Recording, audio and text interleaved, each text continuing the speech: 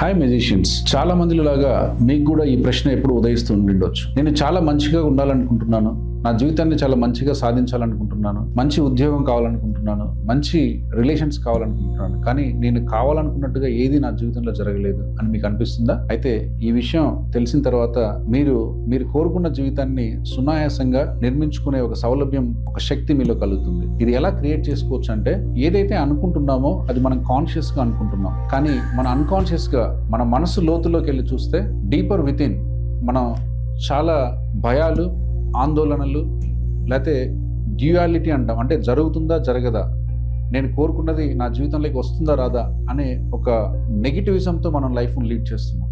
ఎప్పుడైతే మనం నెగిటివిజంతో, డ్యూయాలిటీతో మన ఆలోచనలు ఉంచుకుంటామో, పాజిటివ్ కంటే నెగిటివ్ మన లైఫ్లో ఎక్కువగా ప్రతిబింబించడం మనం చూస్తాం.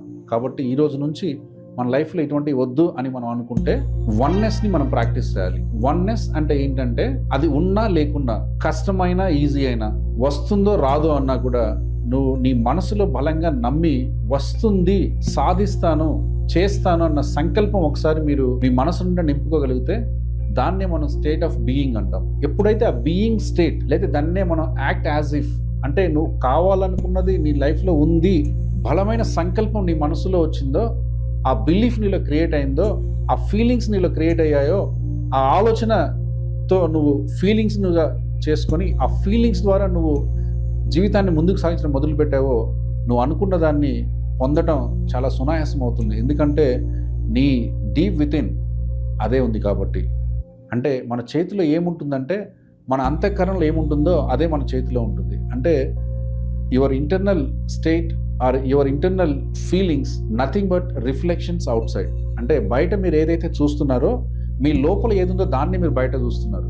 కాబట్టి మన లోపల ఎప్పుడైతే మనం ఒక నమ్మకాన్ని క్రియేట్ చేసుకున్నామో, ఒక బలమైన సంకల్పాన్ని ఏర్పరచుకున్నామో, అదే కొన్ని రోజుల తర్వాత, కొన్ని నెలల తర్వాత బాహ్య ప్రపంచంలో మనకు వస్తువుగానో, ఒక వ్యక్తిగానో, లేకుంటే ఒక ధనంగానో, లేకుంటే ఒక రిలేషన్గానో మన జీవితంలో రావడం మీరు గమనిస్తారు. దీన్ని ఇప్పటి నుంచి ఒక 21 days సాధన ద్వారా ఎలా మీ ఇన్నర్ సెల్ఫ్ని మీరు బిల్డ్ చేస్తారో, ఇన్నర్ సెల్ఫ్ని ఎలా మీరు బలంగా నిర్మిస్తారో దాని మీద ఫోకస్ చేయటం మొదలు పెట్టండి. Thank you so much.